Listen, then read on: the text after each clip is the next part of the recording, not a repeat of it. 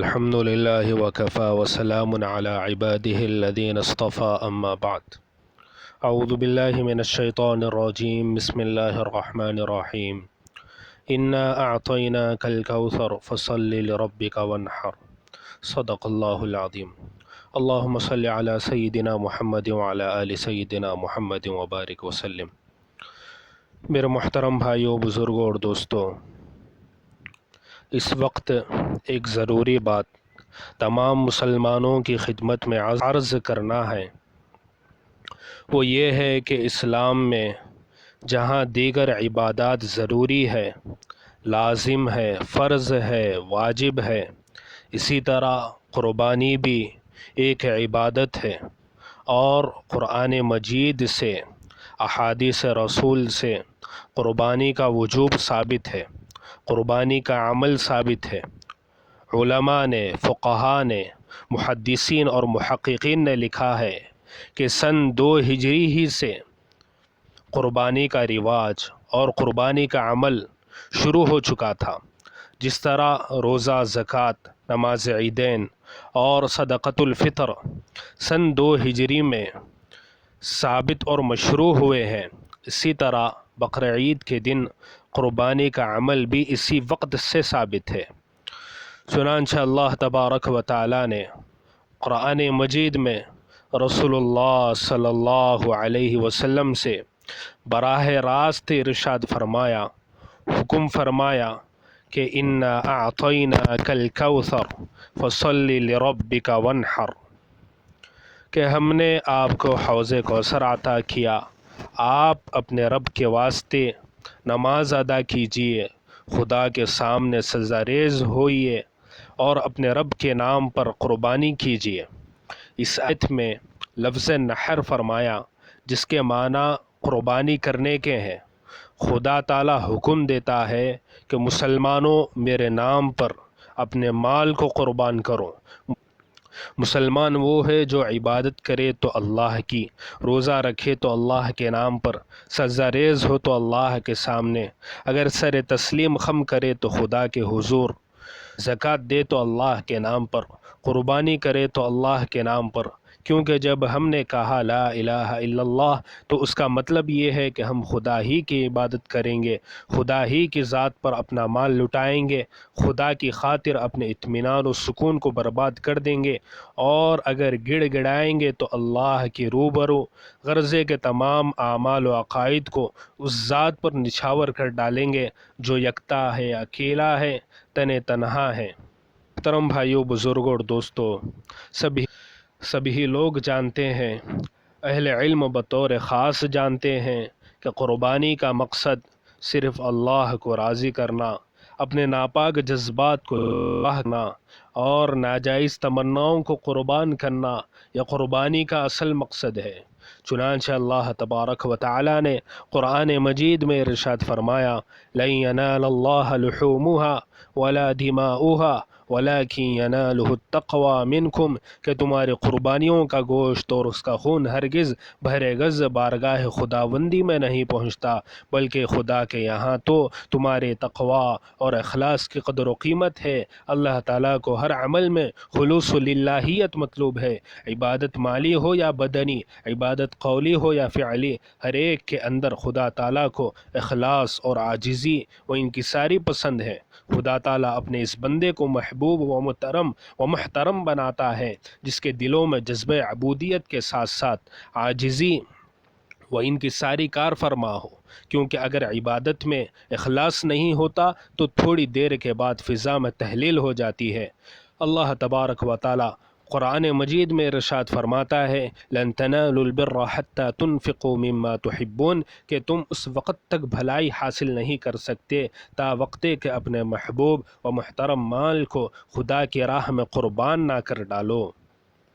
میرے محترم بھائیوں، بزرگوں اور دوستوں، ایک مرتبہ صحابہ کرام رضوان اللہ علیہم اجمعین نے قربانی کی حقیقت معلوم کرنے کے لیے بارگاہ رسالت میں سوال کیا کہ یا رسول اللہ صلی اللہ علیہ وسلم، یہ قربانی جو ہم کرتے ہیں اس کی حقیقت اور اس کا مقصد کیا؟ والسلام کہ آپ صلی اللہ علیہ وسلم نے فرمایا کہ یہ تو تمہارے جد امجد حضرت ابراہیم علیہ السلام کی سنت ہے۔ پھر صحابہ نے سوال کیا کہ وما لنا فیہا، اور اس میں ہمارے لیے کیا فوائد ہیں؟ قال بکل شعرۃ حسنہ، آپ صلی اللہ علیہ وسلم نے فرمایا کہ ہر بال کے بدلے ایک نیکی ہے۔ ایک حدیث میں آپ نے فرمایا کہ فلاں قبیلے کی بکریوں کے بال کے برابر قربانی کرنے والوں کو اجر دیا جائے گا۔ حضرت انس رضی اللہ عنہ فرماتے ہیں کہ حضور صلی اللہ علیہ وسلم بقرعید کے دن 2 مینڈوں کی قربانی بنفس نفیس اپنے دست مبارک سے دیا کرتے تھے۔ اسی طرح حضرت عبداللہ ابن عمر رضی اللہ عنہ کا ارشاد ہے کہ وہ فرماتے ہیں کہ رسول اللہ صلی اللہ علیہ وسلم مدینہ منورہ میں 10 سال رہے اور آپ نے ہر سال تقریباً قربانی کی، جس سے معلوم ہوتا ہے کہ قربانی کا عمل اسلام میں نہایت اہم اور ضروری ہے۔ اسی لیے امام شافعی، امام مالک اور امام احمد بن حنبل رحمۃ اللہ علیہ کے نزدیک قربانی کرنا سنت مؤکدہ ہے۔ ہر ایک صاحب استطاعت کی ذمہ قربانی سنت مؤکدہ ہے، اور امام ابو حنیفہ رحمۃ اللہ علیہ نے قربانی کو واجب قرار دیا۔ سنت مؤکدہ اور واجب اگرچہ کہ الگ الگ لفظ ہے، لیکن مقصد دونوں کا حاصل ایک ہے کہ قربانی کرنا لازم ہے، واجب ہے۔ اسی لیے سن 2 ہجری سے لے کر آج تک جہاں جہاں مسلمان صاحب حیثیت ہے، بقرعید کے دن قربانی کا فریضہ، قربانی کا وجوب انجام دیتے ہیں، اس لیے کہ یہ نہ صرف واجب ہے بلکہ قربانی کرنا شعائر اسلام میں سے ہے۔ لہذا قربانی ہر ایک کے لیے جو صاحب استطاعت ہے، اس کے پاس گنجائش ہے اور مال ہے اور جس پر زکوٰۃ فرض ہے،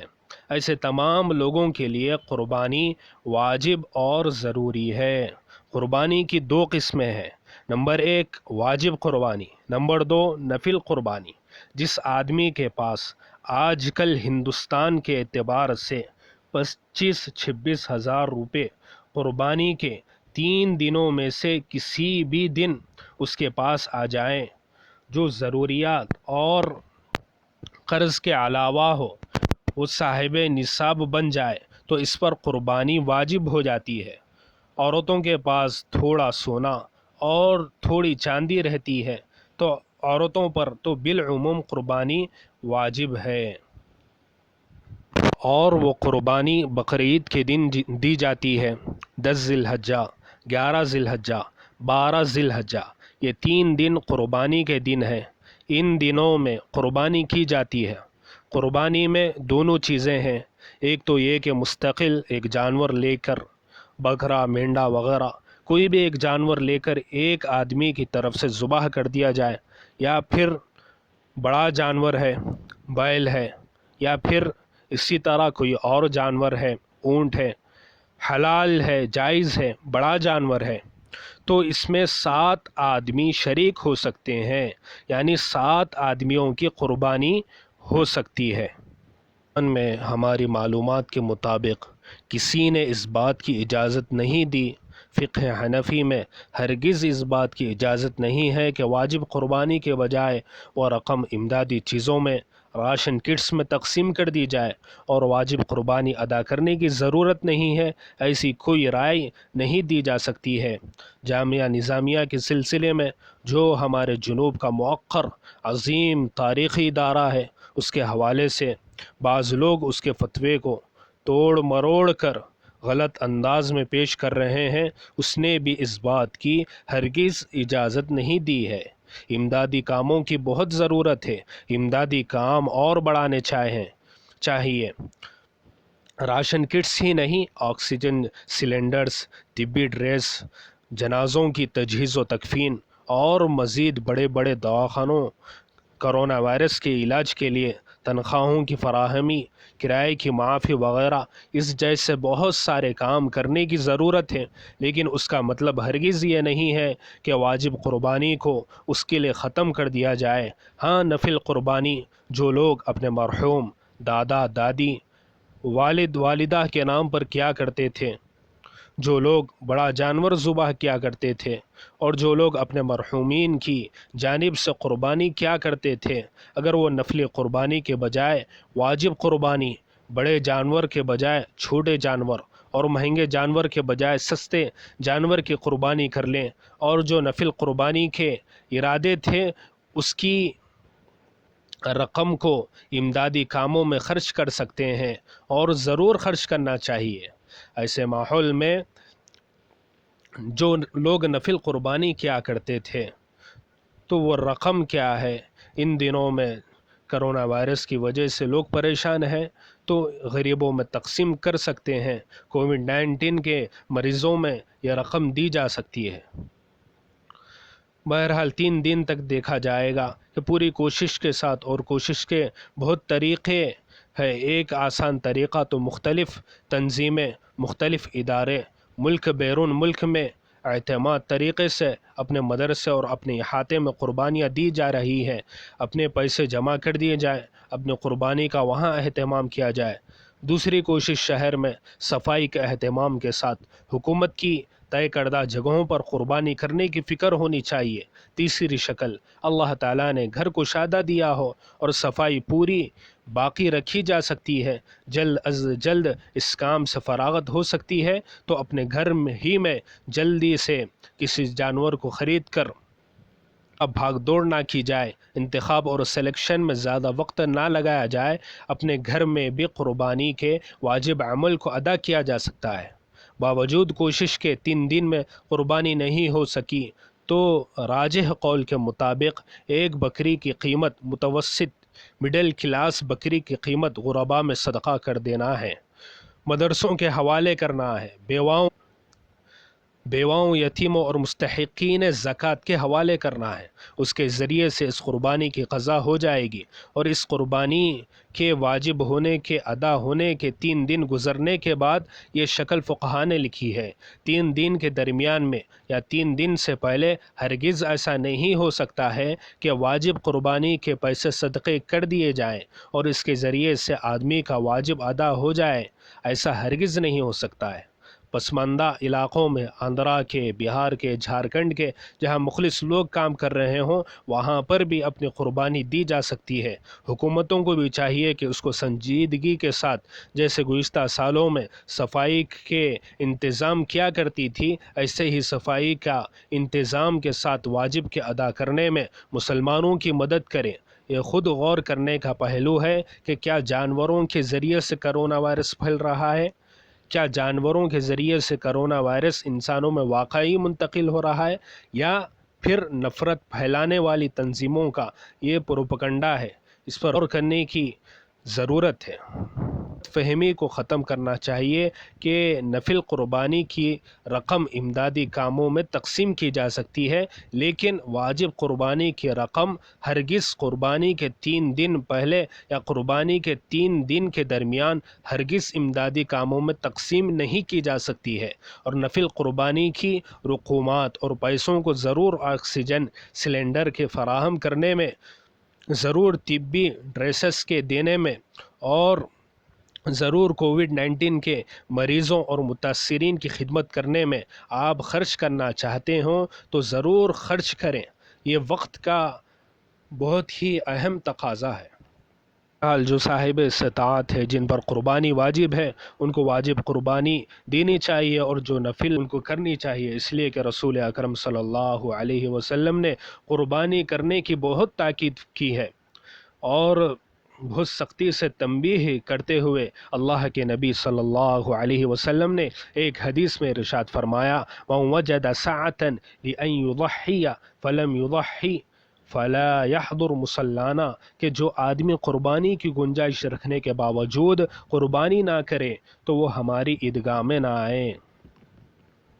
قربانی کے ایام میں دیگر عبادات کے مقابلے میں قربانی کا عمل اللہ کو سب سے زیادہ پسندیدہ ہے۔ چنانچہ ام المؤمنین سیدنا حضرت عائشہ صدیقہ رضی اللہ عنہا سے مروی ہے کہ نبی اکرم صلی اللہ علیہ وسلم نے ارشاد فرمایا: ما عمل آدمی من عمل يوم النحر أحب إلى الله من إهراق الدم فإنه لتأتي يوم القيامة في فرشه بقرونها وأشعارها وأظلافها وإن الدم لا يقع من الله قبل أن يقع من الأرض فطيبوا بها نفسا کہ قربانی کے دن میں کوئی عمل اللہ تعالیٰ کو خون بہانے سے زیادہ پسندیدہ نہیں ہے، اور یہ قربانی کا جانور قیامت کے دن قیامت کے میدان میں اپنے سینگوں، بالوں اور کھروں کے ساتھ آئے گا، اور قربانی میں بہایا جانے والا خون زمین پر گرنے سے اللہ تعالیٰ کے دربار میں قبولیت کا مقام حاصل کر لیتا ہے، لہذا خوش دلی سے قربانی کیا کرو۔ اللہ تعالیٰ سے دعا ہے کہ اللہ پاک ہم سب کو کہنے اور سننے سے زیادہ عمل کرنے کی توفیق عطا فرمائے۔ وآخر دعوانا ان الحمد للہ رب العالمین۔